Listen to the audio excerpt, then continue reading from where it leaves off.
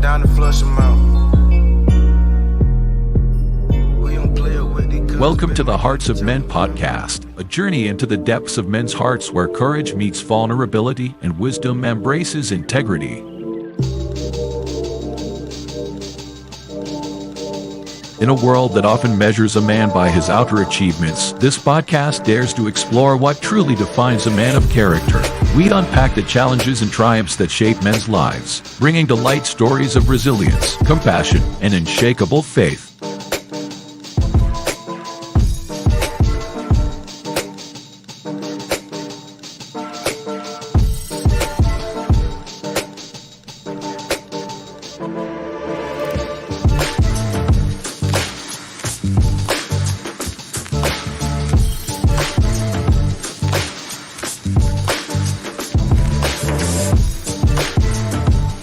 We believe that the heart of a man is a treasure trove of untold stories, powerful lessons, and profound wisdom. Through authentic dialogues and insightful discussions, we aim to unlock these treasures, one story at a time.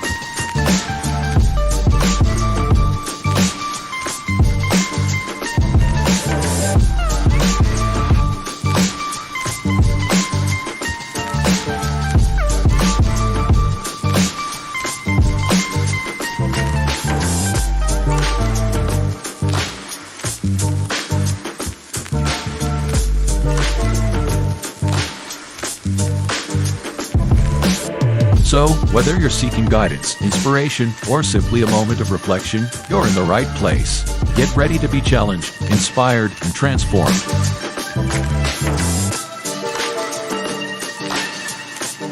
And now, to guide you through this journey of discovery, please welcome your host, a visionary leader and a true catalyst for change, Dwayne Dwyer, but we affectionately know him as the Mindset Coach. Good evening, everybody, and welcome to this week's episode of the Hearts of Men. We're your hosts for this evening's conversation. My name is Dwayne Dwyer. I go by the Mindset Coach, and I am joined with a full house of brothers. Starting up top with me on my sides. I'm not going to pick which side. First and foremost, we got our youngest brother on the panel, Mr. Tawami Gaddy, also known as the son of Timothy, or better yet known as the Available Man. We also have our other brother, the oldest man on the panel, by the way. He goes by the name of Mr. Roland Walker. I don't know why he's looking back. You know who he's talking about. Mr. Roland Walker, also known as Poor Man's Dr. Phil, and Mr. Shift Happens. Now, below us, we have these powerhouses down here, right? We're going to start with the youngest brother down there, right? Mr. Christopher McClellan from across the table with Christopher McClellan, also known as the guy trying to understand. And by his side, we have the consistency coach himself, Mr. Garfield Mountain from the Uncle Junior Network. Gentlemen, how are you doing on this beautiful Friday evening? I'm doing great. It is so good to see everybody here tonight. You know what I mean? I know for some shows, either someone was gone or some people had stuff to do. No, I am not throwing no shade, so don't even give me that look. I am just saying, I'm just happy to see y'all. Like, for real. Like, and then I'm excited about the topic. You know what I mean? The truth. Because we hear all these things. My truth, your truth. So just for talk about the truth, I am excited tonight. Yes, sir. But I'm doing well. And I was, we got ups and we got downs, but the scripture, all things work together for the good of those who love the Most High and are called according to His purpose. In the essence of everything, up, down, good, bad, I'm doing all right because it's working together. All right now. I am well. Like, seriously, like, I am well.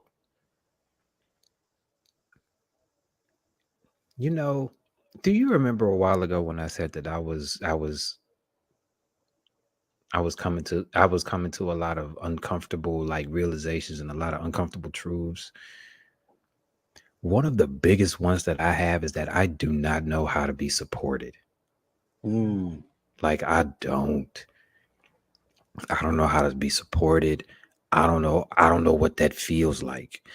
And knowing that I have people that support me simply because of me, you understand what I'm saying? And nothing else. It's It's a great feeling, but like I said, man, like I said before, it's scary because I ain't never felt it before. I ain't never felt it before. That's a great point. Appreciate you sharing that, bro. And we're going to talk about stuff like that coming up here pretty soon. I think that's when we're talking about community. I love it. I love it. Oh man, what you got? Man, I'm just good. I'm inspired by these two brothers down there. They getting it ready off. They getting me anxious to hear what's about to. Because I was looking at the topic and I'm like, man, post truth era, where we going? And so I'm ready to see where it's going, where we gonna take it. So I'm looking forward to listening. I'm like Chris, I'm listening. Fair enough. I like that. So before we get into that, let me make sure that we acknowledge the greatest chat that you can ever have on YouTube. Because listen, you guys are awesome. We greatly appreciate you.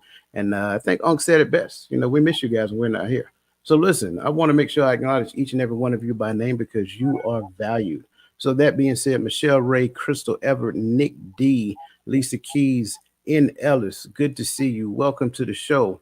Let me see. Did I leave anybody out? There she is. Queen V, Miss Verlene McCoy. Good to see you and welcome to the show. Don't want to make sure. Want to make sure I don't leave anybody else. Miss Shanithia Burns. Good to see you and welcome to the show. Listen, if anybody else is out there, regardless of what platform you're on, whether you're on YouTube, Facebook, Instagram, LinkedIn, it doesn't really matter. Just give us a shout out. We want to make sure that we acknowledge you by name because, again, as always, we greatly appreciate you guys and you are valued. So as these brothers said, let's go ahead and dive into this conversation, right?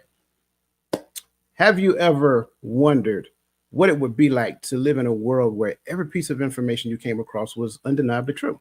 Well, in today's digital age, where data floods our screens and stories change before our very eyes, discerning fact from fiction has become more challenging and crucial than ever. Welcome to our transformative journey, the quest for meaning in a post-truth era, where we dive deep into the heart of seeking authenticity and truth amidst a sea of misinformation and confusion. As we navigate through this exploration, we invite you to join us on a profound quest to uncover the essence of truth in modern society, understand the impact of misinformation on our personal and societal values, and learn how to forge genuine connections in a time where skepticism overshadows truth. Together, we will discover strategies for discerning truth, cultivating a life of purpose, and sparking a movement towards enlightenment and understanding in our communities and beyond. This isn't just another conversation. It's a call to action for every individual yearning for clarity and depth in an era of uncertainty. It's about finding the light in darkness, the facts among fiction, and connecting on a level that transcends the superficial. Are you ready to challenge the norms, question the status quo, and embark on a viral journey towards reclaiming the truth and purpose in our lives? Stay with us as we illuminate the path to finding meaning in a post-truth world. Be sure to click subscribe, select all on the notification button, and let's embark on the journey together, sharing insights, stories, and strategies that will not only change the way that you view the world, but also how you influence it. Your quest for truth starts here. Now, gentlemen, I want to start it off because Uncle Junior, you kind of got us started on that path, right? So I want each one of you to kind of give us a notion of the truth, right? That kind of gets under your skin. Like, what are some of the things that you hear that kind of that's not fact or fiction? You know, you just kind of made that up and you just want me to go along with it. So I want you to kind of just throw it out there. I'm curious. You want Chris to go first? Look at his mouth. He already unmuted. Let him rock. Let's do it. Hey, he ready, boy. He He ready. in there rocking. Biting at the He bit warmed right up, now. stretched out. And I'm ready to soak it up too. Y'all want to know what's funny? Yep. I have nothing. I have nothing. Wow. You said a truth that bothers me, but it's true. No, Is that what you're asking? It's questionable. A truth that's questionable. A truth that's questionable. Yeah, like Garfield said earlier, like your truth. That's one. Like when you hear people say your truth, in essence, my perspective of people when they say your truth is just that they don't want you to question their version of the story, which in turn, in my opinion, means their lie. But that's just my version of it. I don't know. Okay. I Well, I truly don't. Let these brothers cook. I'm sure you're gonna have something once they get started. Okay, that'll work. How much trouble are we allowed to get in for this podcast? And my camera, see, that's the devil right there with my camera. See, there you go. He didn't blame the devil for the camera. Maybe it was the Lord telling you that you need to. No, we're playing. Because it's so many, but there's some that just jump straight to the front of my mind, and I gotta go. Let's think about that a little bit before you just.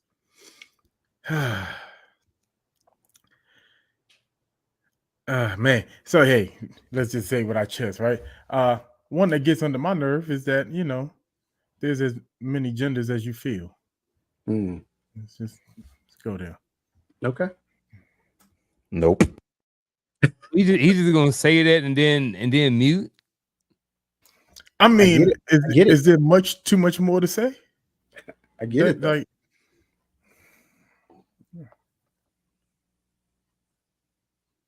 I'll just keep mine simple too. It's when people say, that's my truth. That's when it don't get under my skin, but I'm just like, man, like, are you for real? Like, do you really mean that? Like, it's your truth? And I understand it to a certain extent, and to a certain extent, they may even be somewhat correct. But at the same time, my truth doesn't necessarily apply to all things, and you can't use that as an excuse for bad behavior. Because a lot of times when it comes up, it's usually in that type of context. Somebody doing something they're not supposed to do, or either they are looking for, they're trying to make wrong right in a lot of cases, I think. It's like, oh, this is my truth, because they don't want to accept some sort of responsibility or accountability for whatever may be going on. So I'm going to stick with or start with just when people say it's my truth. I like it.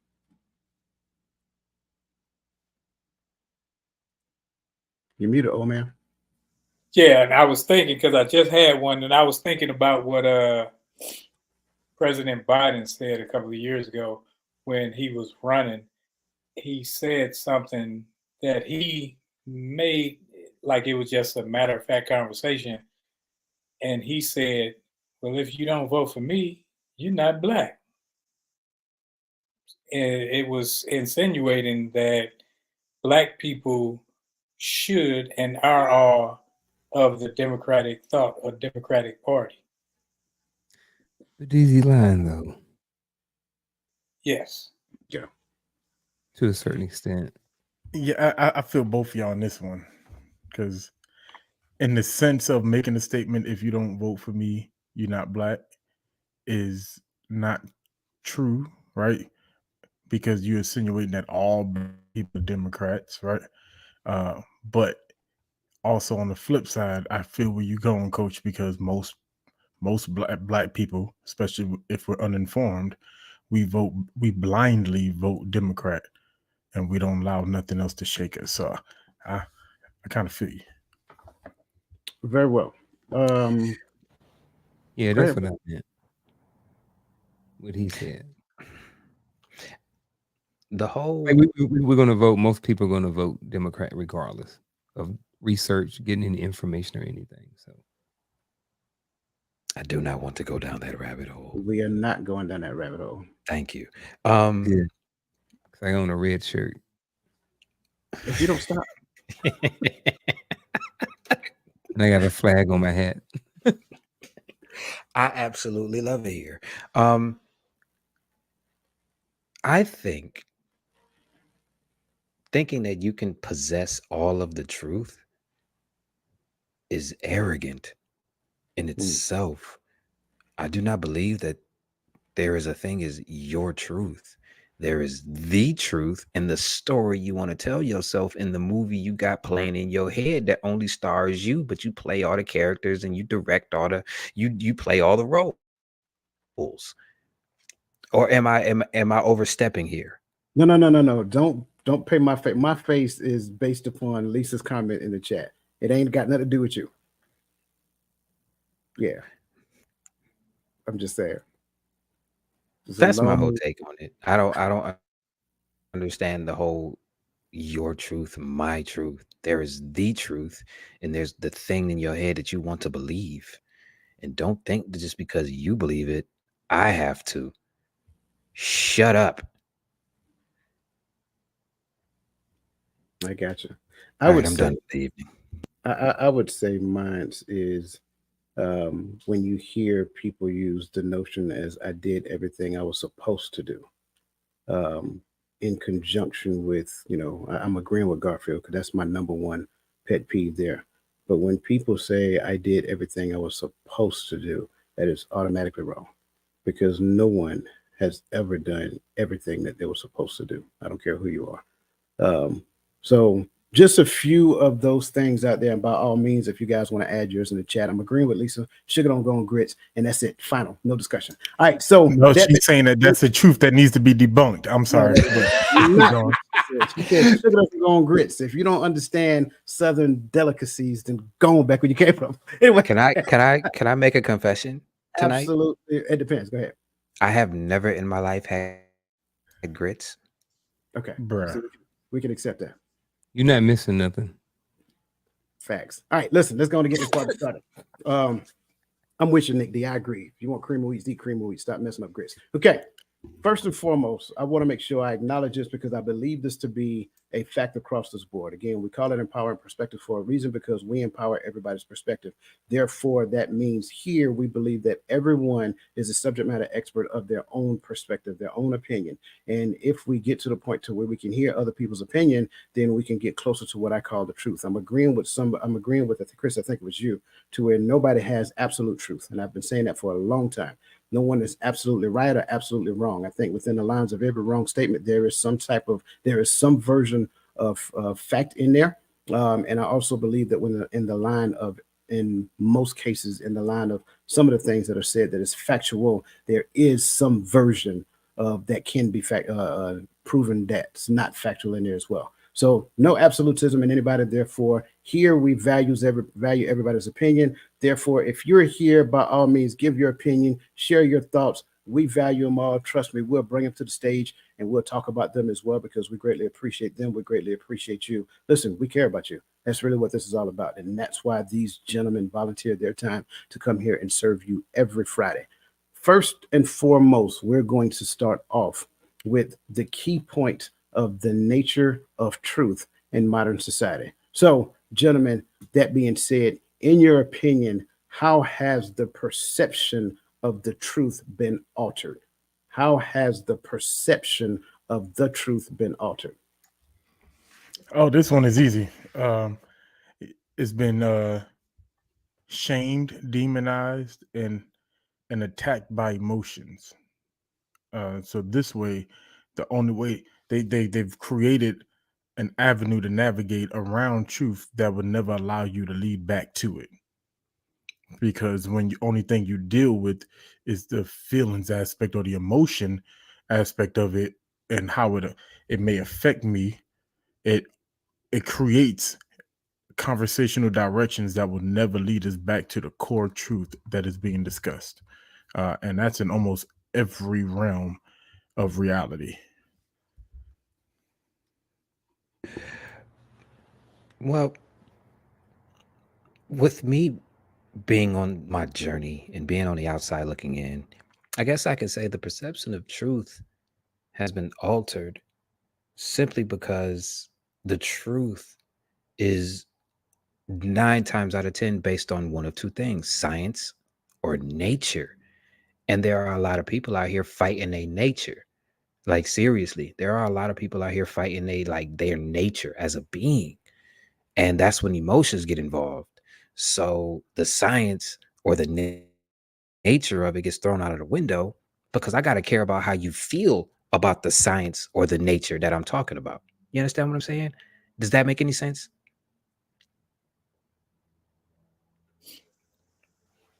So I don't know if I'm off by this, but I'm actually looking at a thing, right?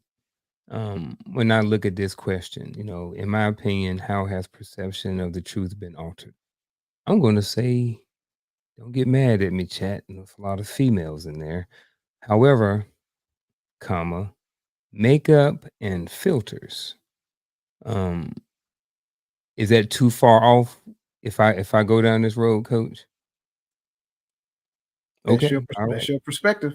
That's just my perspective. So I think that, when we look at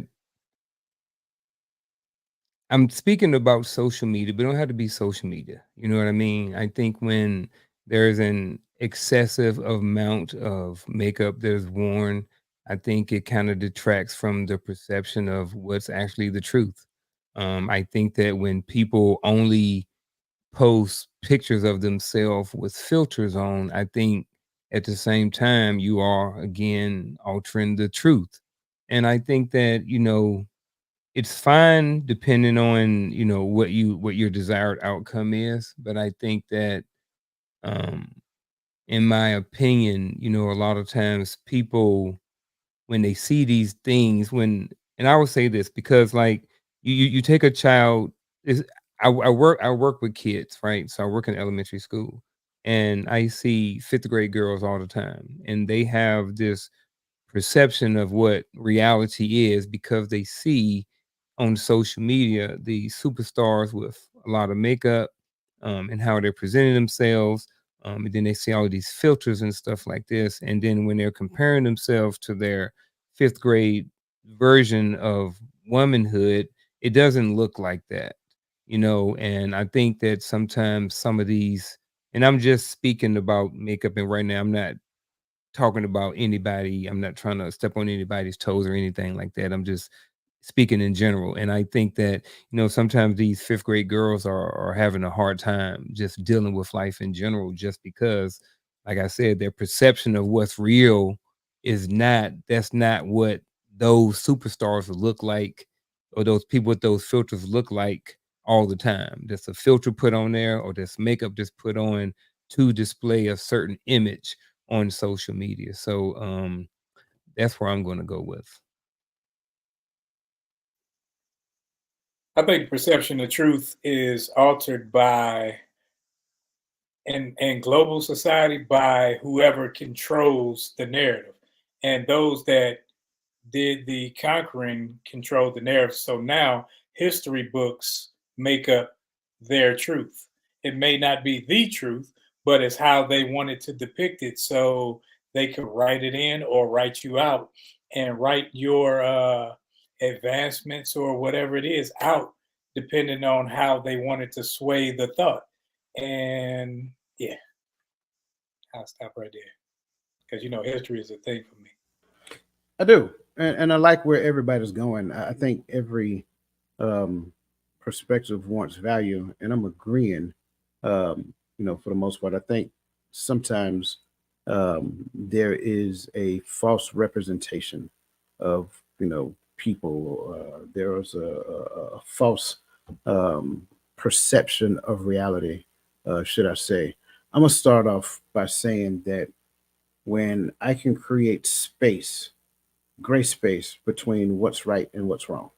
So the more gray space I create when it comes down to what's right and what's wrong by trying to convince you that, well, why did you think that was right? Who told you that was right? Why do you believe that that's right? Or why do you believe that that's wrong? Who told you that was wrong? Or whatever the case may be. So the more I can create gray, the more I can alter the perception of the truth.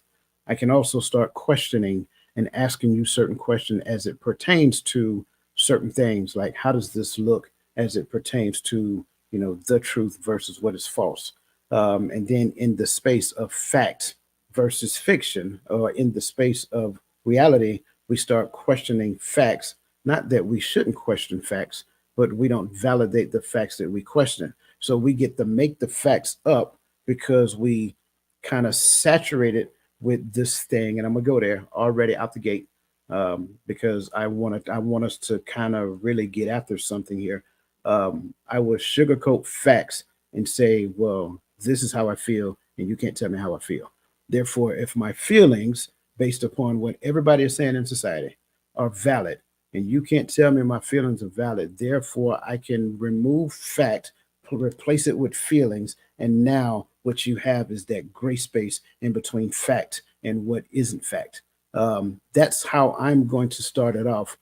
Gentlemen, any thoughts, any questions on anything that anybody else said before we get pressing? I said that earlier. It's like the truth is based on either science or nature, and people are fighting their nature. So emotions have to be involved. You understand what I'm saying? Like, here's the one thing that I've always learned about nature and science. It's fair.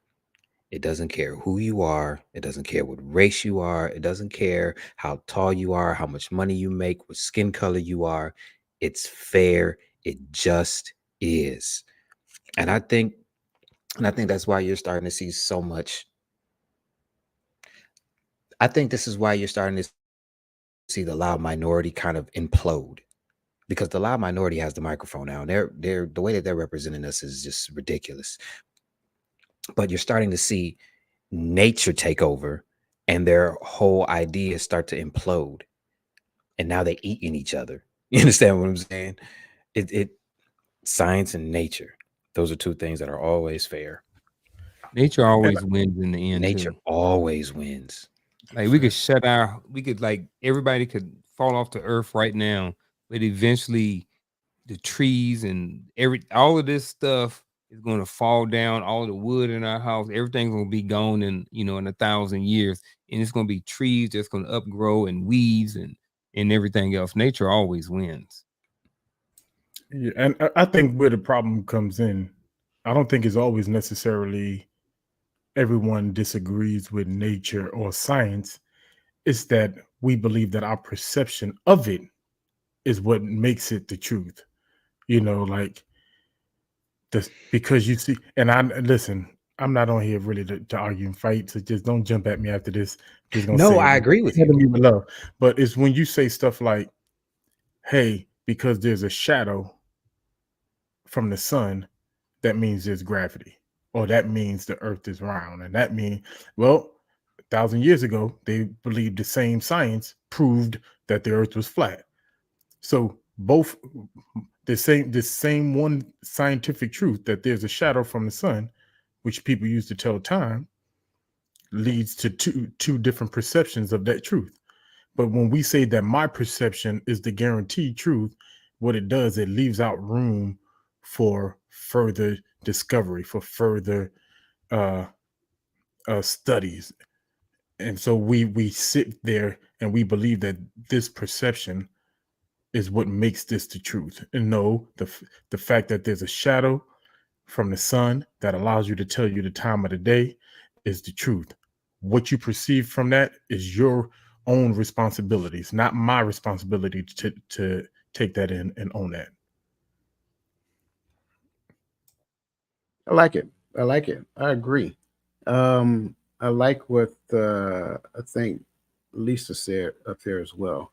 She said the perception of the truth has been altered because people think their experience is the truth. And so I would say it like this, and it kind of goes back to what Gaddy just said. A lot of times we believe our experiences are reality. Our experiences are not reality. It is just our perspective of reality. Again, like I did last week, right? You only get to see reality through your lens. Your lens is tainted by your experiences, your understanding, your pains, your discomfort, your upbringing, all of those things, right? But again, that's from my point of view. Brother Gaddy can see it from his experiences, his reality, his upbringings, all that stuff. Chris can see it, vice versa, right? So all those things, their perspective may not necessarily look like mine. Chris's perspective may not look like mine. Therefore, they have a different story about the truth. If we can get to the point to where we can humble ourselves and listen to somebody else's perspective, then we'll realize that all three on this side, all three of our perspectives get us closer to the truth. And that gets after what young brother Barrow was just talking about. Christian said that there's three sides, right? You got this person, that person, and then you have the absolute truth.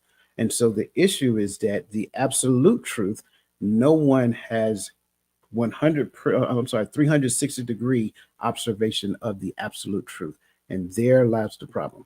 Because when we walk around thinking that our experiences are reality by itself, then we run into that issue because we will only do life according to the lessons that we learn or fail to learn by our experiences. So, continuing to build this plane while we're in flight, I want to move on to the next question because I think we're going someplace here. So, what impact does the erosion of truth in institutions, school, church, whatever, have on our collective search for what we believe to be truth? Don't nobody want to go there to seek it. Listen, man. The universities are not really getting the enrollments that they used to get because most of the people understand that they could spend a tenth or a fifth of what they would spend on a degree on a certificate and go make some money, or they could sit on YouTube and make some money. People ain't. I've heard men say that they don't want to go to church anymore.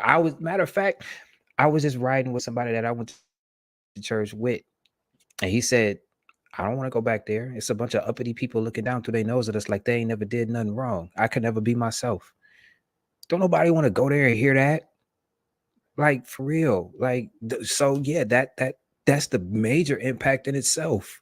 The institutions are eroding because they're not really teaching people. They're not really. I don't know about the church because I haven't been to that same church in years because, like he said, I couldn't be myself. And when I needed them, they really wasn't there. But when I was up, they all of a sudden knew my name and my phone number. But I can speak to the academic side of it. Most men and a lot of women out here, they're not really going to college like that. They got a skill and they are using that skill to make some money. They ain't trying to go on all that debt just for them to teach the same stuff. Like, no. So yeah, don't nobody want to go there to seek the truth. So that could be a major impact in it. I'm gonna piggyback off something Roland said earlier when he was talking about who controls the narrative. So when we look at television, I remember during the pandemic and the past elections and stuff like that, I started watching different news channels, right? I was just trying to get my news on. I was trying to see what's going on the news, right? So I watched. There would be a story, a headline story, and I would be on X, channel X, right? In the media. I'm watching the news and they talking about yada yada yada. They have their narrative that they're pushing, right? And you hear certain things. And then I will switch over to another network and it'd be the same exact thing. However, their spin on it is totally different. So I'm just like, how are these two people talking about the same thing, but they got two different narratives and two different points? So, and they both sound accurate. They both sound legit. So I'm just like, they both can't be right, or maybe one of them right and one of them wrong. But I say that what that has caused me to do is it kind of, I think overall as a collective search for the truth, I think it affects with the credibility of those networks and stuff like that. Because I'm just like, you saying this person saying this, so who am I supposed to trust? I remember back in the day, we had like 3 channels. We had ABC, CBS, and NBC or whatever. And that was it. Now you go on, they can have a story on whatever happened whatever's going on in Killeen, right? And Roland was right there, and he filmed it and he got everything that went on and happened. And then you go to CNN and it made headline news and they got their spin on it. And then you go over to Fox and they got their spin on it. But then Roland have the videos like, look, this is really what happened. You know what I mean? So nowadays, the credibility, I think, with some of the networks and stuff like that has caused people to, kind of discredit. I guess, to sum this all up, to make sure I kind of get back to what this question is, I think the impact is, with this question is the credibility at the end of the day. It affects the credibility, because now as a person who don't own the networks and I can't push out the narrative, I don't trust those. So now I got to go and do my own research on YouTube or whatever other different platforms to go and try to find the truth, because I don't necessarily trust those anymore. So, to be clear, mainstream media is an institution too. Is that It was is that to what we're me. saying? It is to me. But if I'm way Okay. off, then If No. you please pay, let me know. if you pay No. attention, every media outlet that used to be on TV is now on social media. Yeah, that's what I was saying. Like that's what I was saying earlier. People don't want to go there. People ain't sitting watching the news. They go on to They're YouTube to doing find out what side the trash on story is. social media too. Right. That's my They point. get like 200,000 and 300,000. You go to somebody else like Chris, they go to your platform and you get 1.5 million off the same freaking topic. People are not, they don't trust them places anymore. It's just my opinion. I know I don't. That's it. That you're right. They don't. Just like they don't Yeah. trust the church, just like they don't trust colleges, just like they don't trust working for somebody all their life because their pension ain't gonna be there because the government's gonna try to take that like they trying to do Social Security. You understand what I'm saying? Like people just don't want to go to these places, so they're seeking it out on their own. But why? I think these places erode, or they change, or they start giving actual facts and not just like you were timid about saying, like Fox News, CNBC, and all these other places. But you know, when you went to CNN or CNBC, you knew it was on the left, and you go to Fox and it's on the right. So they were contrasts, and you did a contrast and comparison to see what's the difference in these topics when they're the same, but you're coming from different perspectives, total different perspectives on each. And I think that when the erosion comes, when organizations don't want to change. So that's why you have these same organizations on social media platforms where the reach is greater now than it was back in the 70s and 80s and 90s, where everybody on the computer, everybody got a cell phone. That's why if someone famous dies, most of us don't believe it till we see it come through what's that show? It's a TV show, TMZ. TMZ, because TMZ know once they take their last breath. I don't know how they know, but they just are there, spitting the facts. Oh, this is what happened when such and such died. Like, did you help? Did you pull the plug? You know, things of that sort. So I think the erosion comes because there's no change. There's no new thought. They don't want that. And the new thought, they don't want it to come about because with new thought comes younger experience and younger hands adding to the pot. And old money don't like new money trying to control. That's why they had to put Zuckerberg in his place. That's why they trying to put TikTok in their place. They like, yeah, y'all got money now. We get long old money and we control stuff. And if you want to come over here and do it, Zuckerberg, you're going to be talking in front of Congress about somebody talking on Facebook about some stuff that you have no knowledge of, but you're answering for it because your name is on it. And so when they can't control your money, they can't control you, they'll find a way to do it. And like I said, it's all about control. I think we live in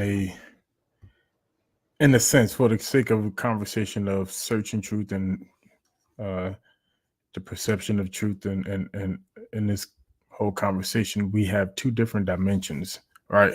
You have one to where I see your face, Chris. You have one to where people are completely running away from anything that takes them outside of their own self pleasure, right? I.e., institutions, churches, or whatever, whether they're giving good, right, or wrong. And then you have those who are actually allowing themselves to study something outside of what was given by the institutions. Both are because of the erosion of the institutions, because we are in a generation, and I don't think it's just the information availability. I just think that it's time, but to where people are noticing that something is up. The jig is up. it's starting to seem like the same people that run the banks are making policies, because these policies are bailing out banks left and right, and those same people are the policy makers for what gets pushed out in the education system, and these somehow are the same people that are funding our politicians, and these are the same people that are inside of our churches during election time, right? It's why they all hand in hand, so people are starting to wake up at least to the idea that something is not right from the hands of those who we have depended on all our lives and all our grandmama's lives to tell us what the truth is. But what it has caused us to have those two different avenues, to where we have gone completely left, and to where some people are starting to search for the thing that is actually true, right? There are some people who left the church and went crazy over here, but some people left the church and over here trying to find what's the truth of the word, because we've been lied to about something for too long. It's not adding up, and so and I think that and I just say that it's time for an era like this. We've already had laws and times changed.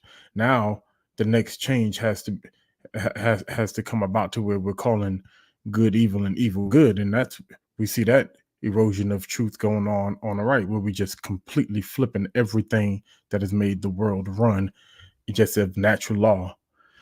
And some people who are saying, well, there has to be a truth that is greater than this, because this is not working, because it does not line up. You give me this scripture and I read one thing, and then you tell me that one thing don't mean what it actually said. It means something different. And so now where do I go? I can't go to the preacher, because he keep telling me that this saying this, and I'm clearly seeing it don't. And instead of making it line up in the scripture, you tell me you dismiss it.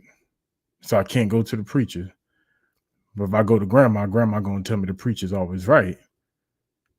And then if I go, you know what I'm saying? So it has caused everybody now is on a self journey.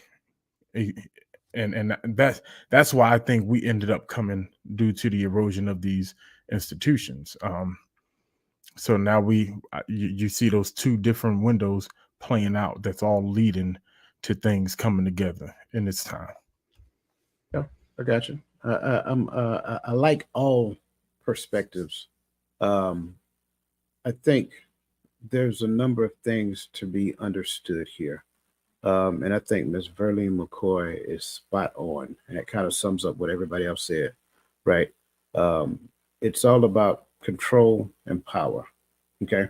When we start looking at different institutions, whether it's the church, whether it's college institutions, whether it's the institutions that are found their way on social media, whether it's this particular group, whether it's men, whether it's women, whether it's LGBTQIA, whether it doesn't matter. Like the segregative groups can go on and on and on and on and on, right? The Over 40s Club, the Gray Beard Club, whatever that looks like. It doesn't really matter. It kind of gets after this version of control and power. Why? Because ultimately, as long as I can control the narrative, Roland, I think you said this, or somebody said it earlier, as long as I can control the narrative and make you believe a certain thing, then you believe that I have power. You believe that I have control, then you would give it to me willingly without a fight. And I think what you found is that it has been done through scaring, right? You have scare tactics that happen. So, you can inject a whole bunch of information that makes you fearful. And then you'll go and run and get this, and you'll run and get that, because I got to be prepared for the next thing. We got World War XII coming up, right? So I got all these things happening. And so I need to be prepared. I need to do this. I need to do that. And I'm not saying that being prepared is a bad thing, but are you being prepared because that's what you know to do? Or are you preparing because somebody injected some information into your psyche that moved you to action? And if that piece there is true, that is the very definition of control. And a lot of times what we don't realize is that we can be bombarded with information. So the question becomes, what is it that you're listening to? Are you intentional about your your gates? Are you controlling your gates, your ear gates, your eye gates, and things of that nature? Or are you just open to every wind of doctrine and you're just going with the wind? Because at the end of the day, that's the thing that happened. That's the thing that motivates me. That's the thing that moves me. And because of that, that is the only thing I believe in. So every new information, I'm moving over here. Every new information, I'm moving over here. And that is dangerous. And so ultimately, the impact is that we don't necessarily believe in truth, right? What we believe is what the masses do. And when the masses move, we move. We become a part of the sheeple. And when sheep decide that they want to congregate over here, then I got to go over here as well, because that's what everybody else do. And that becomes dangerous in and within itself. So thank you all for saying that and giving your perspectives. Listen, wherever you are, Facebook, Instagram, YouTube, it doesn't matter. Hit the like button. I want everybody to hit the like button right now, because again, as you can hear, we're trying to peel back this information and make sure that everybody is not only being valued, being heard, right? But also those people in the chats, I want to make sure that I'm valuing you as well. And I think my brother Adrian comes up in here and he's dropping nuggets as he so always do. Brother Adrian says the thing about the truth is that it always wants to be found. Absolutely. The truth is available. The question is, are you going to hunt the truth, or you just expect the truth to come knock at your door? I love it. I love it. I think that's my brother Steve over there. Yep, that's him, Stephen Kyle. Good to see you, brother. He said, "We in the physical, we live in fear. The physical is the lack of. Fear is opposite of peace and love. We is the majority. We have the choice over the control to live for God, for love. I believe we, us in this room, is enough, has enough faith that we can spread to make the good choice. Absolutely. I love it. I love it. I love it. Always good to see you, brother. Listen, it's always good to see everybody on this platform. Now, you guys know how I am. Words mean things, right? So I want to introduce a particular word to you guys. And that word is ad hominem fallacy. Anybody on this panel ever heard of that? Okay. Roland, would you mind if you don't mind, sir?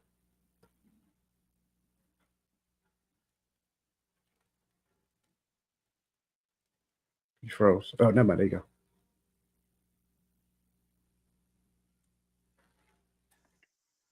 I'm trying to think. No, I didn't mean to put you on the spot. I thought you knew what it was. Yeah, because it's when like you have two arguments and someone, it's almost like the banana in the tailpipe thing, right?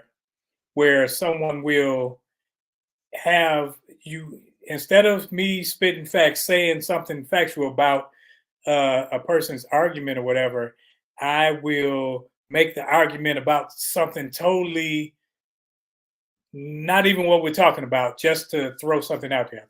Very, very close. Say again? Is it when you make an argument about them but avoiding the topic?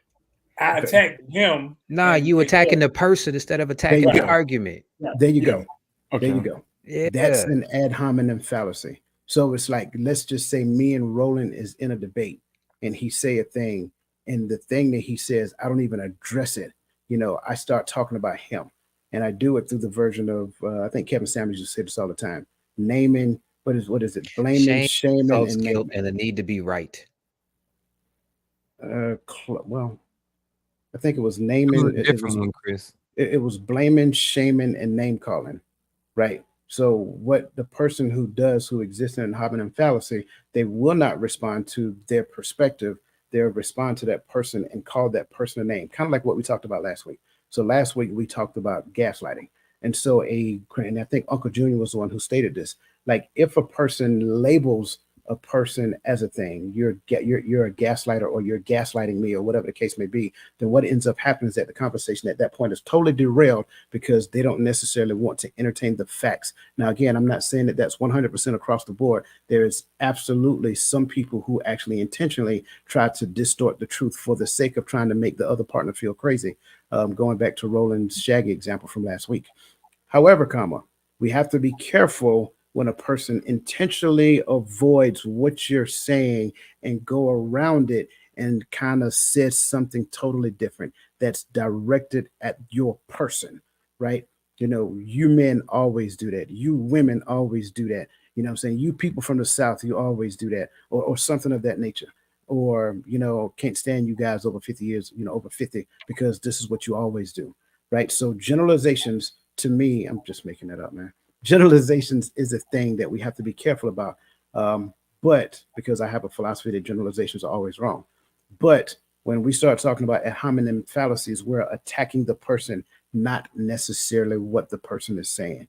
And that in turn can indefinitely be a way to avoid the truth, because they do not want to address the facts. I think Adrian kind of put the entire definition up there for us.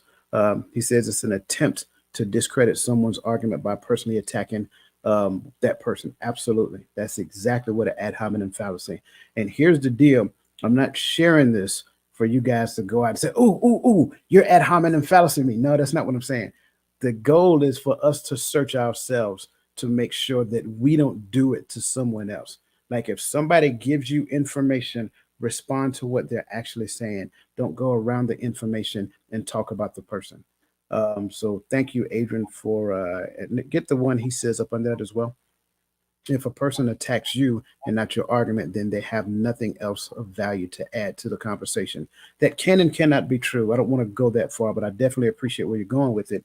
A lot of times what you'll find is that it is an ingrained behavior because they don't want to stay in the conversation long enough. It's uncomfortable for them. They're not necessarily, I don't want to use the term skilled, but yes, that's the best way to say it. They're not necessarily skilled at staying in the conversation so that we can, number one, address the conversation, address what the person says. And then after I address what they say, then come back. Right? Effective communication means that I need to acknowledge what you're saying. Then after acknowledging what you're saying, then I respond based upon what I understand that you're saying. And a lot of times we struggle with that.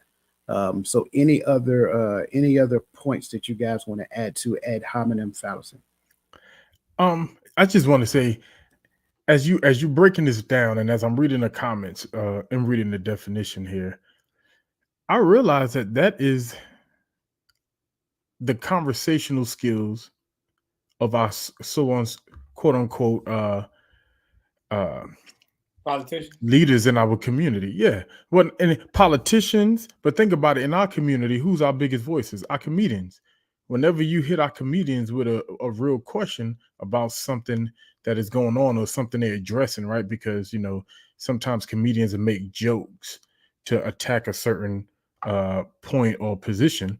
But when you address them in an interview, they turn around and you a big headed, snot nosed, ugly. Your mama so big, she sit on the run. You get what I'm saying? Like they jump off to the jokes.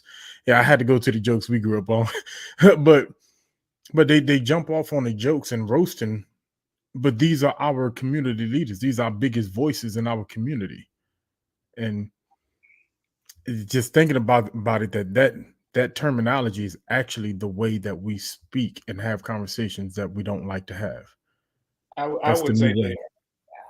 I wouldn't say they are our biggest community leaders, because most of them are in our communities. I think they're the most visible and they get the most shine because of their platforms. But I wouldn't give them that. I would say even when you have people who have some type of sense and they make valid points, they will then degrade them and say, you're just a comedian. Or they'll speak to their intellect to downgrade whatever they have to say, such as politicians. We know, we heard, and we're going to hear it again in November and before November, whenever they're going to be talking about, oh, well, he got dementia, he old, and the man is a little younger and just as old. They're going to say, oh, he's racist. And they're going to throw these things out there to discredit them when we're supposed to be talking about these policies and so forth and so on. But they will get off policy when they don't agree, to degrade the person's character and things of that nature instead of staying on topic. Absolutely. Absolutely. And I think it's important for us to understand this tactic because what we're talking about today is we're getting after the truth, right? So our quest for meaning in a post-truth era. Well, for people who are skilled, who live in ad hominem fallacy, they don't really care about the truth. They will do a thing and or say a thing so that they can kind of distort the perspective from the facts, right? And then get everybody to focus on the thing that they're saying, because we live in a world and that world says that we like drama. And so as much drama that I can create, then that's the thing that people are going to resonate with. And so that kind of takes us into the next question, which is all about the social media algorithm. In what ways do social media algorithms shape our understanding of reality and truth?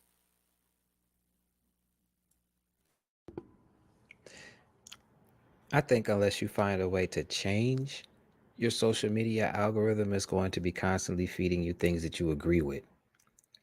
And then you start to think that those things that you agree with are absolutely true. And I say this all the time, only a Sith deals in absolutes. I don't do those. There's no such thing as an absolute. Even though we used to say on Uncle Junior Network, all things are true. I don't believe that there's I don't believe that there's an absolute like that. So yeah, I would say it would start there. Like unless you are seeking a different level of understanding, or you want to actually, or you've reached a point in your life where your beliefs are not aligning with what's going on outside in the real world, that's when you go searching for something else. And to be real, man, I think, and this might be a part of this question, but it isn't, but I think social media is full of people that haven't gotten punched in the face enough. I got Like punched in the serious. face enough. But you don't post nonsense. I've never seen any nonsense on your page. That's what I'm saying, man. There's too many people on social media. Mike Tyson used to say this, man. Social media has made people too comfortable to say whatever they want to say and do whatever they want to do and not get rocked in their chin strap for it. Seriously. That's why I hate social media. That's why I'm praying to God that the Twitter ban goes through, and I hope that they filter it through Facebook, and I hope they filter it through Instagram, and I hope they do something with Elon Musk. I truly do. I haven't been on social media since September last year, so I think the real world is kind of dope. I like the real world. And the real world out here is kind of conflicting with a lot of the stuff that I used to absorb on social media, because most of it is nonsense. It's the loud minority with their keys talking or with a phone in front of their face instead. You know what? I'm not These going to kids be can't even angry this write year. cursive. What they gonna do in the real world? You know, They- and you know what? Nope. I'm not going to be. Nope. I'm not. No, absolutely Get off not. I'm my turning my grass. mic off. That's all I hear. Get off my grass. That's what I hear. But I think social media, the algorithms, this morning when I woke up, first thing I saw on social media was oh, Kendrick Lamar, he done said something about J. Cole and who was it? Drake or somebody. And then I'm listening to it. I'm like, I ain't hear him say no names. But the more you hear a thing, the more you see a thing, the more that thing becomes true to you when you have nothing to counter it. You have nothing to go against it. And that's what social media does. It keeps feeding you, as Chris was saying, keeps feeding you that same thing. So you like, yeah, you agree with it. Just like it's some trash music out there that you heard all the song, all the time, and constantly hear it. Now you like, man, what is this? And you think, oh dang, that's the hottest rapper alive, because she talking about hands on your knees, and it's trash. But you listen to it and you hear it. Now you think, oh, that's real music.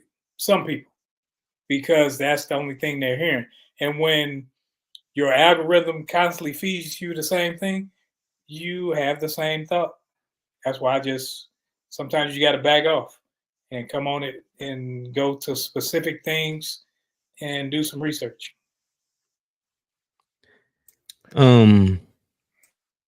Here's my first. I'm going to start with what I personally think the algorithm does. Right. I think that the algorithm feeds you things that you want to see. I think the algorithm, what they do is they look at how long I'm on a certain picture or how long I'm watching a video, and then they say, "Oops, he want to, gotcha. He want to watch more of that," right? So they keep sending me more of the same things like that, and other people who may follow same content like that. So I am a firm believer that what's in your algorithm, you are 100% responsible for. If you don't stay on certain things, you won't get fed them. Like I don't see unicorns and fairies on my feed, but there are some people who their whole feed is about unicorns and fairies. I don't watch them. If there was one to pop up, I'd scroll and they'd be like, well, he don't like that. He's not going to send me that anymore. So that's first of all what I think. My thoughts on the algorithm and how, what I mean, whatever you seeing is what you want to see. Now, in what ways does social media algorithms shape our understanding of reality and truth? I think that sometimes when you are being fed something over and over and over, it can change or it can distort your truth. At some point, you may have been raised a certain way, and then now you may, let's say you've been raised. I'm gonna give you a good one. I'm gonna go there because I got on a red shirt. All right, during the pandemic, right? Social medias.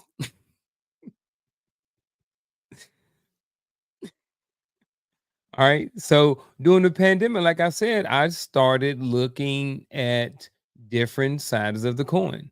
And a lot of people did. But if you look at the politics and you look at the amount of people who changed their thoughts and their beliefs about politics, a lot of people opened their eyes and not necessarily changed, but they were at least open to having a conversation a little bit more about who to vote for, right? So, and I say that with a lot of different things. I think that, if you look at certain people who have done certain things, maybe committed mass murders and stuff like this, and they've went back and through and they've looked at their social media, they was watching a whole bunch of that same stuff. You know what I mean? So when you look at when you have a certain belief on one thing and then you hear something else and then you see and hear more and more and more of that, I think it's very easy sometimes to, even without knowing, start your truth and reality start becoming a little blurred sometimes. You know what I mean?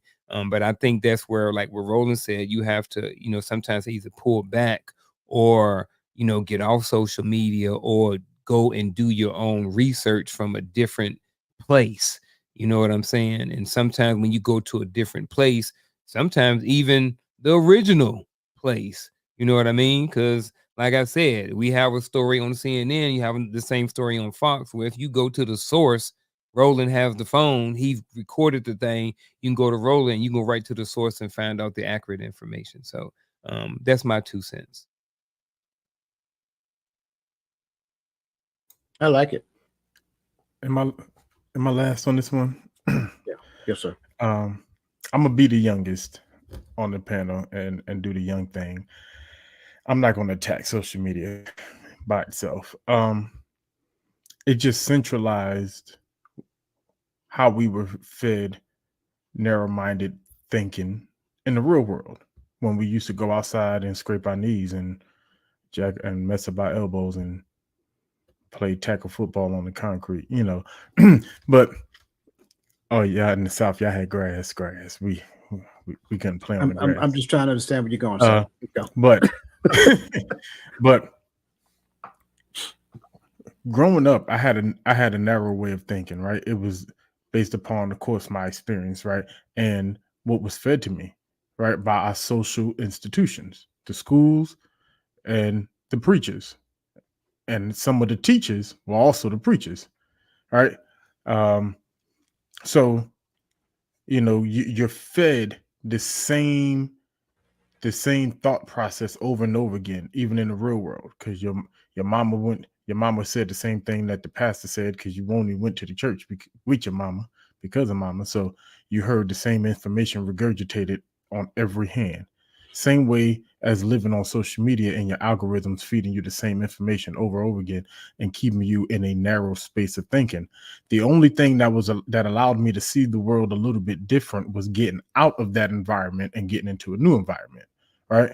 I.e., joining the military and meeting people from different walks of life. I swear, for I don't know for who, whatever, but I thought everybody in the South were farmers and walked around with straw hats and hay and strain the wheat or whatever it is in your mouth, with with high socks on with flip flops and cowboy boots. Sometimes I don't know, but this was my image. Thin ice, sir. Thin ice. Oh, my bad. I had two more in the chamber. I'm gonna leave it alone. Nah. But this was my thought process. Like literally, I got into an argument in reception because everybody, because you from New York or whatever, you get picked on a lot by the drill sergeants because they're mostly from the South, and so that made my battle buddies think that I was the easy target. And I just remember one time hitting them with hitting them with one of them lifelines, like, hey, you mother farmers gonna keep ain't gonna keep talking about me. And because that was my mindset. You from the South, so of course you shoot better. All you do is shoot coon and farm. So my perception changed coming to the South and seeing that there were cities. Are you telling me how many more I got? No, social media, man. Let's go. Oh, no, but the concept This is is amazing. it is the concept is I don't think social media is doing anything different. It's just it keeps it. Only difference is that it keeps us in a dopamine rush. You got to keep going to the next one and next one, and no one ever takes the time to stop and change their algorithm by going looking at something different, going viewing something different when you have the ability to. But I think it's the same game, it's just a different platform, if you ask me.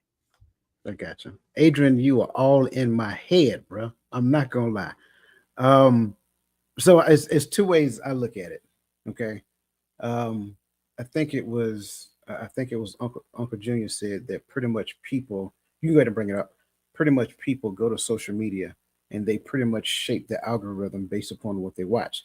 And I do this from time to time intentionally. Like last night, I promise you, I only wanted to see airplanes from the Air Force. And so I started looking for A-10 Warthogs. And then next thing you know, A-10 started showing up on my page. Then I went from an A-10 to the F-22. And I wasn't looking for it at this point. It just kept showing up. So the A-10, like airstrikes, and then the F-22, and then different types of air platforms. And going back to that point, what Adrian is saying is that whatever a person has in their head, they literally shape their algorithm to give them more of that stuff. It's confirming the same thing that they're actually thinking. They're not looking for extra information. They're not looking for outside information. They're not looking for information that combats what they're saying. They're only looking for information that supports their narrative. So that in turn supports their own bias. On the other side of it, I also believe that there are people on social media who just inject information, right? So the creators, right? Some creators inject information because they know that that's what some people are looking for. And they're not trying to give you the truth. They're trying to give you what you want. And that becomes part of the issue as well. So from the standpoint of shaping the algorithm to give me what I want, I only look for the things that confirm what I'm thinking. From the standpoint of creativity, you have creators who are out there who are giving people exactly the same thing for what they want, simply because they don't care whether it's the truth or not. They care about the clicks. They care about the likes. They care about the numbers, because in most cases, these social media platforms are paying them. So it's not about me giving you the truth. It's about me giving you your version of the truth, because that's the thing that's going to make you click on it. So thank you, Adrian, for saying that, brother, because I'm agreeing with you. And I think, and I want to give it to the other panel members, right? Because that's my perspective of what you're saying. I'm agreeing. I do 100% believe that a lot of people go to social media just to confirm their own thoughts. So I'm gonna say I agree, but I'm also gonna speak to the other side of that, to the people who actually do go and actually try to find information. I do think that there are also a lot of people who are actually trying to find the truth. I know, like for me, I'm the older generation. I'm 48 now. I wasn't raised on social media. So like for me, it's a great tool to go and find different perspectives, or to really find the truth. or at least my perception of the truth. I'm not really looking to find something that lines up with what I believe. I'm actually looking to find stuff that that's that contradicts it, so I can really try to find the truth about something. So for me, I'm on everything, and I have fun on social media. Um, However, I do think that there are a lot of people that are really trying to really find out the truth on the social media. But I do think that he is definitely spot on. There are a lot of people that's looking for confirmation bias. I think yes and no. Um, I think anytime you get on the internet, you're looking for specific information, right? For the most part, when I'm looking up something, I specifically want to either confirm or negate a specific thought or a specific. Yes, I just stick with thought, you know, instead of information that I received on one place. I'm just trying to confirm. If I read something somewhere or saw something somewhere or heard something somewhere, my first reaction, because we don't live with whole sets of encyclopedias no more. So we go to Google. Yeah. And that, so I say it's a mixture of both. Some people really are is really looking for specific understanding about a specific topic, and sometimes the algorithms will see that search, and because I watched 3 videos about this thing, trying to get different perspectives, all I'm getting is videos about this thing, or like everybody already pointed out, there is some confirmation bias in there where it's like, all right, I want to prove this point. And so I think, like Coach talked about earlier, when people go look up these arguments between, this male female stuff, and you getting the same information from 10 to 100 different podcasts, because that's what you keep searching. You're looking for validation of what you already think or believe. So I think it's both. Short answer, yes. They are looking for confirmation bias. Most people are not like Unc.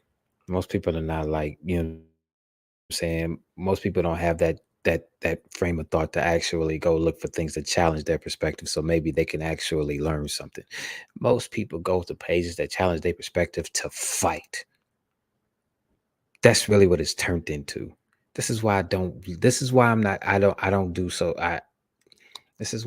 social media, even though 6 months of hell is over. I still haven't been on any type of social media platform except YouTube. The only thing I watch on YouTube is stuff I learn from. Like, the other nonsense I don't see. So to Unc's point, yeah, you are in complete control of your algorithm and what shows up in your feed. But most people, they go to social media to find a group of people that agree with what they do or how they feel or what they think, so that way they can feel good about themselves. But hey, that's just me. Tribalism. And you know what? Nope. Nope. Nope. I think I don't know. I think we're all adult enough to disseminate information. So if it's something that I don't agree with, I want to know why I don't agree with it. I don't want to just say I don't agree with it because they did this or they said it a certain way. I want to be able to look at the information that they're putting out, go look up the information that they're putting out, and see what it is that I disagree with. Because I found that sometimes my disagreements came from not understanding. And I think when you actually look into a thing instead of look at how a person is saying a thing, then you have more understanding of said thing, versus me saying, well, I think like this and I think like that and they think over here, so I don't want to hear nothing that they're saying. I like on my algorithm may be all over the place because I don't run away from things unless it's I don't want to see somebody shaking their tail online. I don't. So I will stray away from that. I don't do the cursing and all that other stuff. But when we're talking about thought and how that's framed, I want to see how people think. I want to understand the mindset and how did you even come up with that, and see if there's a logical reason or if it's just you're being you're being led versus you actually thinking like that. Absolutely, absolutely. I agree. And I got Adrian's second question. I think Nick D kind of gave the answer. It looks like you confirmed that answer, so I'm agreeing with that as well. And again, I will add to it, like I said, surround yourself with the right people who are not afraid to be honest with you and challenge your perspective and share information with you that goes against the grain, information with you that goes against what you actually think. Because a lot of times, what we do, we always like to be around people who only agree with our perspective, and like to call them yes men. I like the fact that he says that because again, when we only surround ourselves, like it kind of goes against that narrative, because it's an old saying: go where you're appreciated, not tolerated. No, stop listening to that foolishness. Right? You need to. It's not about. And I know what they mean when they say that. It's like go where you are kind of like celebrated. Idea. They don't necessarily mean Go where you're appreciate. celebrated, not where Go you're where you're celebrated. tolerated. Thank you. That's what it was. I messed it up. I apologize. Stop saying that. That is one of the worst things that you can tell anybody who has a moldable, impressionable mind, right? Because if you only seek to be around people who celebrate you, then those people will always agree with you simply because they don't want to disappoint you. So what you need to do is surround yourself with people who not just appreciate you, but will challenge the way that you think so that you can grow outside of your perspective. So Adrian, great question. I do want to get one other question in, another question in here because we are coming close on time. And listen, we greatly appreciate all of you and everything that you are putting in the chats. So moving on to the next question here, which is all about navigating the landscape of relationship in a post-truth era. I probably should have started with this the way you guys like to go, right? All right. So how has the post-truth era changed the way we trust and communicate within our personal relationships? Yeah, you should have started with this one. Yeah, No, you shouldn't have. We probably still be on it. Trust me, I know. like, are you trying to bring the upset me out? Is this what this is? I'm trying the to make crazy- sure. Hold on. I'm trying to make sure that you stay consistent with your goal that you told us at the first of the year. But the crazy thing is, you brought this question up talking about something becoming short on time. Exactly. It was intentional. It was intentional. Man, look, I'm gonna be honest.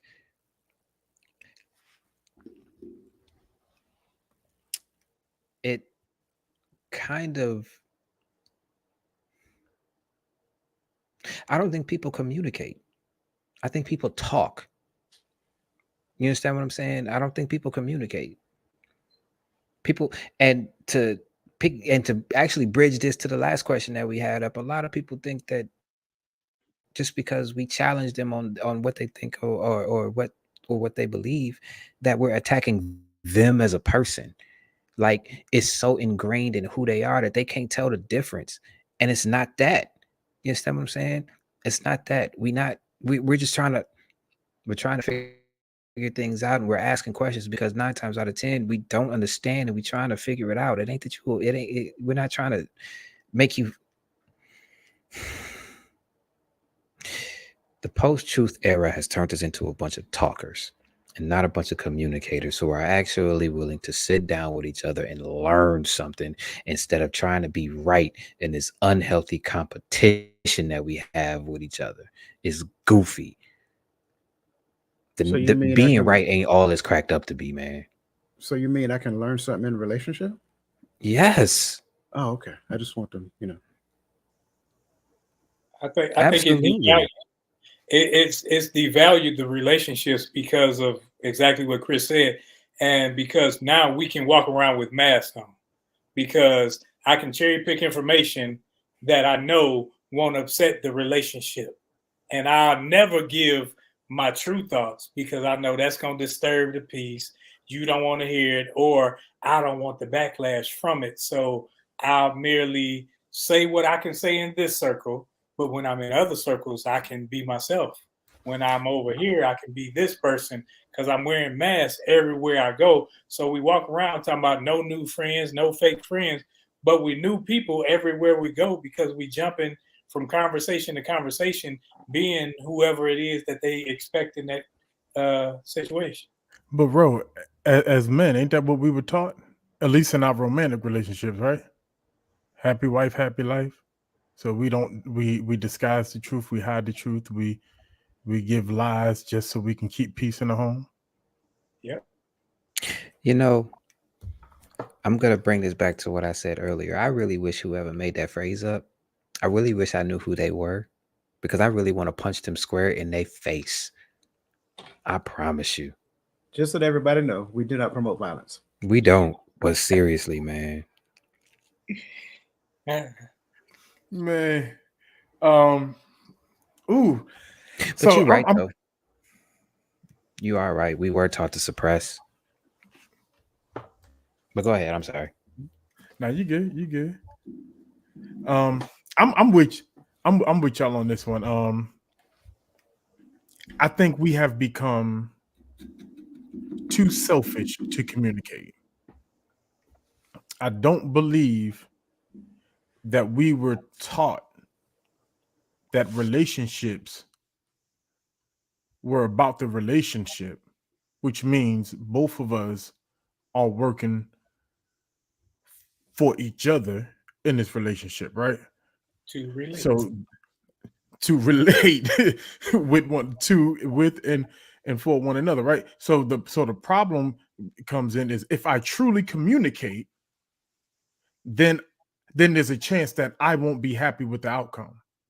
Then there's a chance that I'm the one that has to change. There's a chance that I'm not correct. And so because I was taught to be selfish in relationships, I don't believe in communication, because where there's no communication, there can also not be any accountability, because stuff is never put on the table. So now I can hide from accountability, do what I want to do, maneuver how I want to maneuver. And the moment you bring up the things that I'm doing that is actually affecting you in a negative way, I look at you and I say, you don't know my truth. You don't, that's not how that's how you feel. Your truth is not my reality. Right. And we do these things. It kind of sounds like that buzzword with a G. I think I talked about it last week. My bad. But we dance around, and I'm gonna leave that one alone, because this conversation can go long, and I'm not gonna make it long. But I think we're too selfish to truly communicate. And I would say, just to keep mine short too, we're afraid of offending people by being honest. We're afraid of offending people by saying whatever was on our mind. That's why, to quote the great Jordan Peterson, he said, I don't care about being offensive anymore, because just to speak runs the risk of being offensive. So why not just be honest? You get mad, you get mad. I can't, if we were talking relationships, I can't tell you I love you and not tell you the truth. Those two things can't, unless it's something stupid, like something that ain't gonna, you know what I'm saying, something stupid or harmless. But if I love you, I can't. If I love you, I can't lie to you. I can't. Which brings us full circle back to the beginning, because the problem is we have distorted what truth is. We flipped it on its head. And so if I love you, you won't tell me the truth. You just let me die in my ignorance for my You feelings. can't die. You can't die in your ignorance and be with me at the same time. Pick a struggle. Well, I'm gonna take the latter side of it. I don't think, and I'm I'm playing advocate here, and ain't got nothing to do with the devil. I think that most people don't know the truth.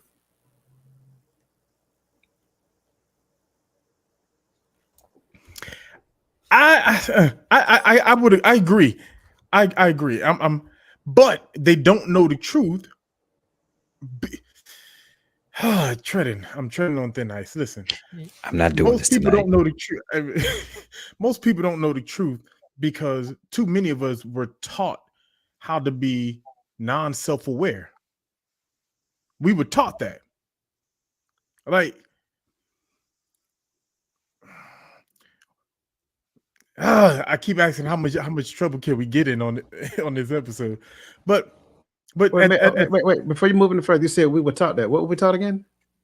we were taught how not to have self-awareness, Okay. so there's no truth that can exist. I'm sorry, man. I can't, man. Because we know better. We know. You know what? Oh, I'm sorry. Nick D just said it. You know, I don't know about the.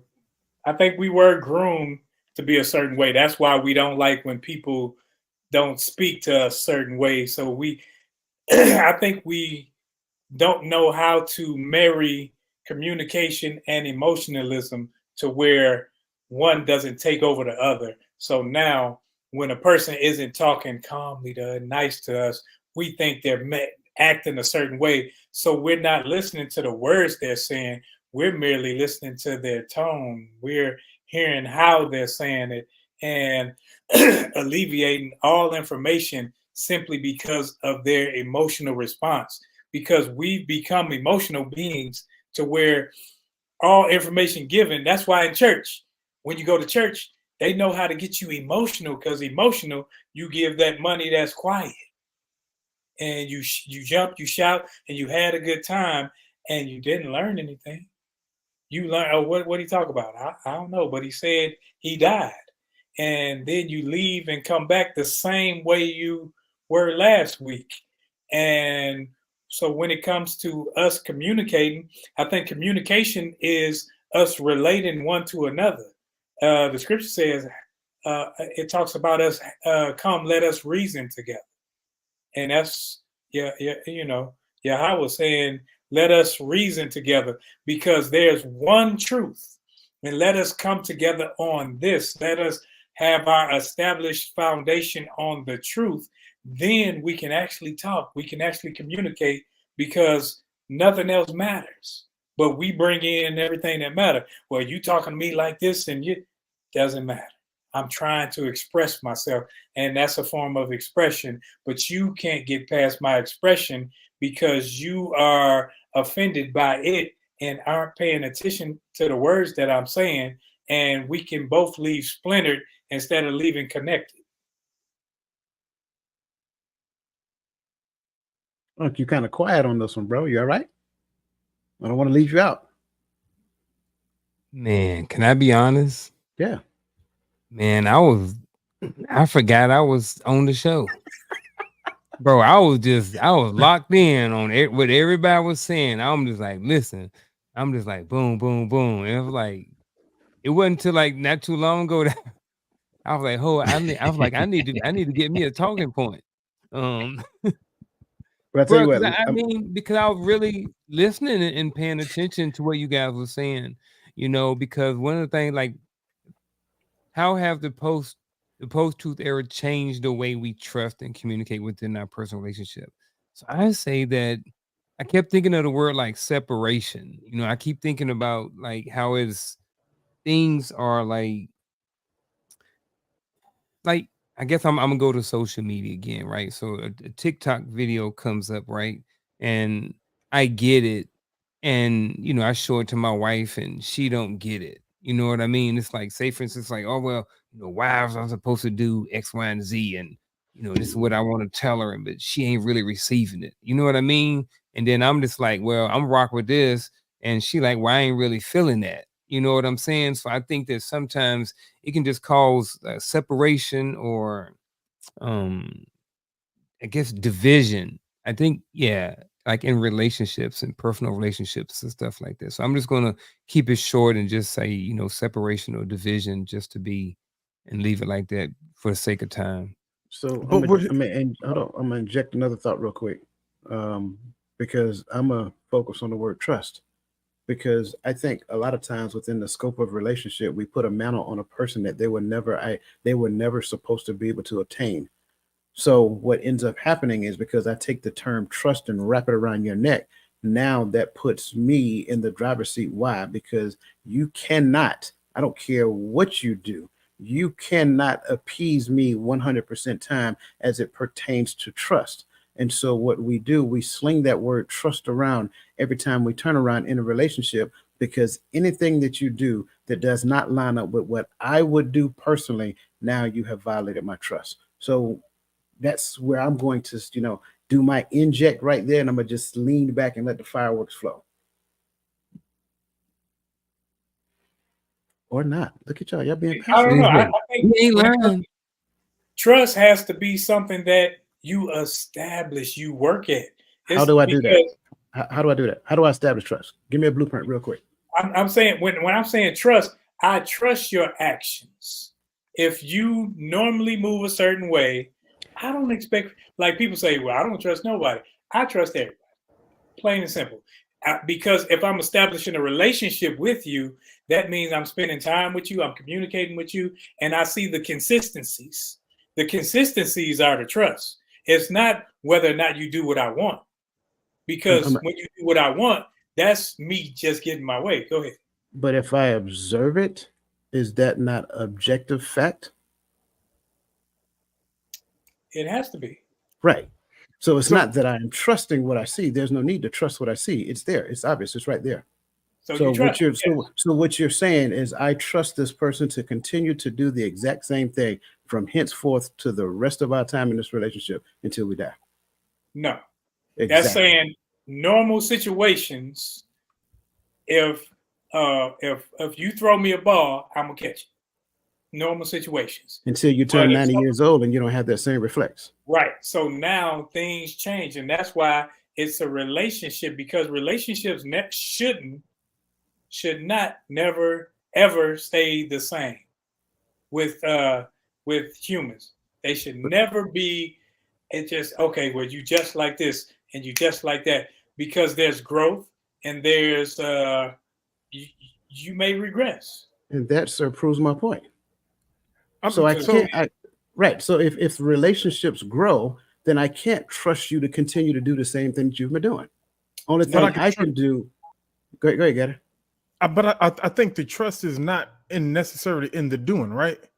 Uh, because like you said, you might have cut the grass every week, but you blew your knee and you can't get up as often as you used to. So, you know, so maybe I can't trust you to do this. So we got to pay for someone to do it. But I can trust you to be who you are and who you have shown me to be, because there's a character that led to you mowing the grass. There's something about you that led you to perform these certain acts. And as you grow older, right, and you can't no longer do certain physical things no more, or whatever, or as you get injured or whatever, or as you grow mentally, but the essence of who you are, if you have been authentic with me this whole time, I can. But the problem goes back to your first statement, though, Coach. And I think it's on a different level, though, that we put people in capacities that we never should have. The problem is I didn't get to know you before I put you in this capacity. And so now you don't fit the mold of what I need here. But that's because I didn't get to know you. So now I was like, I can't trust you to be this and I can't trust you to be that. Well, they were never meant to be that. That's a good And point. so that's how I look at it. That's a good point. The problem is not with my statement. The problem is with what that person did in the space of relationship. So I get what you're saying, and I'm agreeing with that. Unc and Chris, what you got on this particular topic of trust?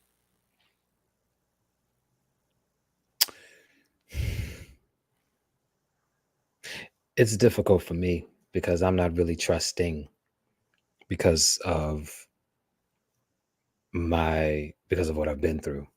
You see what I'm saying? I'm not really. So it takes a lot for me to trust you.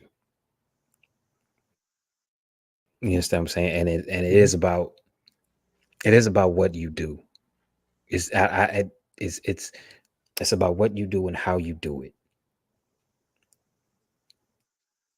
And if you do something outside of that, that's going to make me question a lot. Like, if I love you and I'm in a relationship, I'm gonna ask you, I'm like, hey, what's going on? Because you doing this and this is out of the ordinary. What's popping? Like, let's talk. You understand what I'm saying? And let's have an adult conversation. Now, If you don't trust in me enough to have this adult conversation, then hit the bricks. Take the L. You understand what I'm saying? Take the L. But yeah, it takes a lot for me to trust you. It takes a lot. And I don't think it's really trust. I think it's just routine. Mm. Once you What you got on? break the routine, I'm asking questions. Like, What- you don't do this anymore. Why don't you do this? yeah. Or you did this and I asked you not to. What's going on? So I'm gonna do something I don't normally do, and I'm gonna quote or paraphrase the Bible. The Bible says, "Trust in the Lord with all thy heart, and lean not to your own understanding. In all thy ways acknowledge Him, and He will direct your path."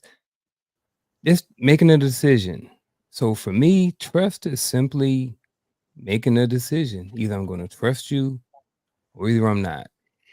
It's that simple for me. Now, there's always context behind it. You know, sometimes how's our relationship been? You know, have you let me down in the past? You know, have you paid me back that $3, maybe back my lunch money, you know, stuff like that. But I think on the surface level, trust is just about a decision. And that's my opinion. So here's why, and I'm agreeing with you, Adrian. I love this conversation as well. And so many other, man, you guys are on the chats. I'm reading your stuff, and I agree.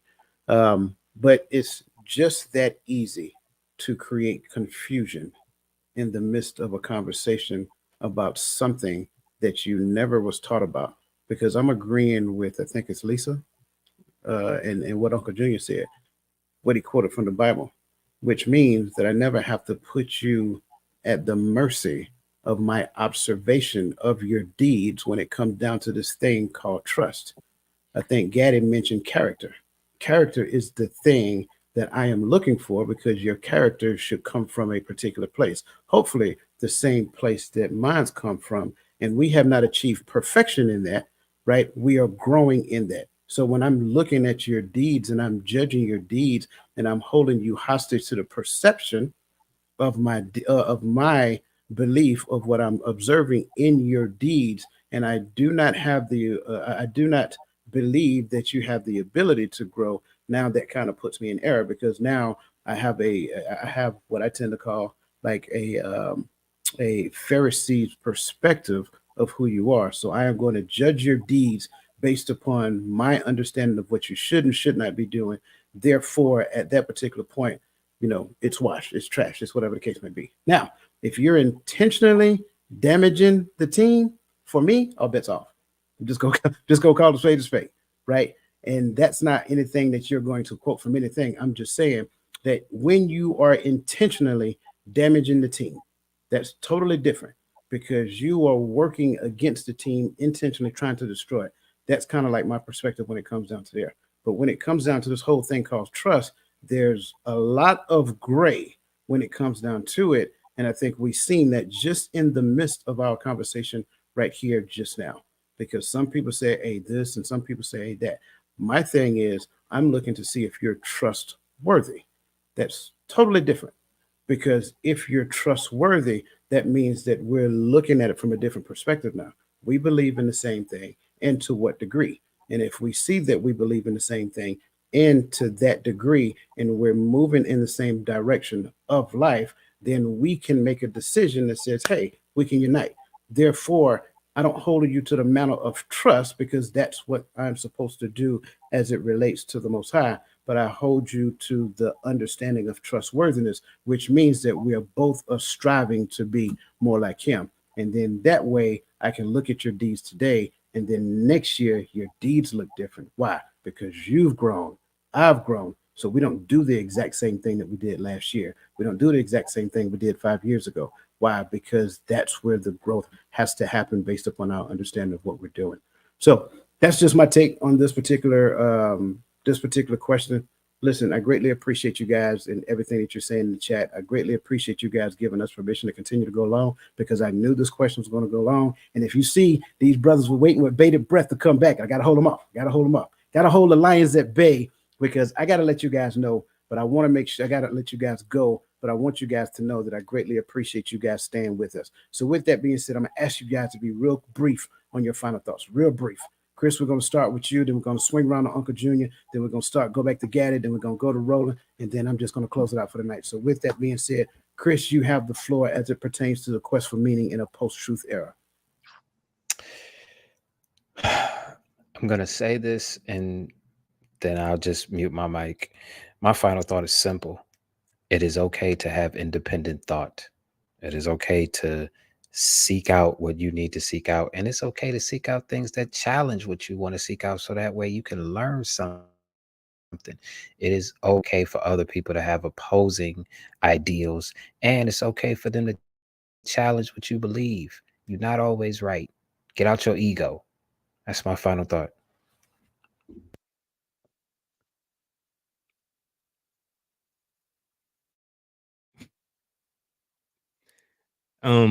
So the topic tonight is the quest for meaning in a post-truth era. You know, usually when we hear the word quest, that means something longer than it's not short. So it's like a journey. It takes a while in order to complete the quest. So when it comes to a meaning in a post-truth era, if you're on a journey to try to find the truth, look in different places, look at different social media, look at different newses, look at whatever it is that, and I don't mean just social media. Social media comes in different forms, but look and try to find the truth. It may not be as simple, but try different avenues, different approaches, talk to different people. Look under a rock if you need to. Go places where not everybody is sometimes. And sometimes that can lead to your own understanding, or that can lead to truth. So that's my 2 cents and my final thought for the night. It's only one actual source of absolute truth. But even that needs to be researched, need to be read thoroughly, need to be examined. Because the problem is our perspectives of life sometimes get in the way of understanding uh, a source of truth, right? So we have to get to a place to where we can, as a people, can learn to reason together, as my brother Roland quoted earlier, so that we don't get distorted. But there is only one source of absolute truth. Everything in it is true, but we have to still examine that thing, study to show thyself approved.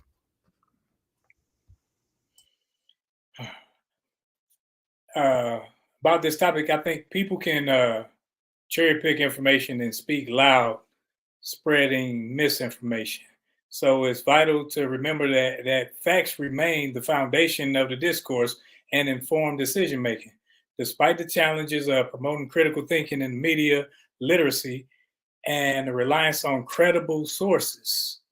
So we got to make sure we can restore the importance of having facts, the importance of having true information before we just do a lot of talking, do a lot of communicating, make sure it's established on facts.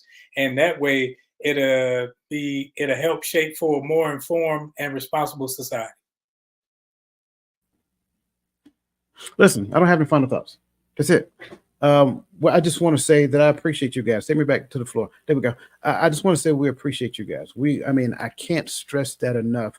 You guys make the show, not just the guys on the panel, right? But you guys in the chat. You make what we do every Friday night. You make it fun. You make it lively. Your perspectives are valued. Your insights are valuable.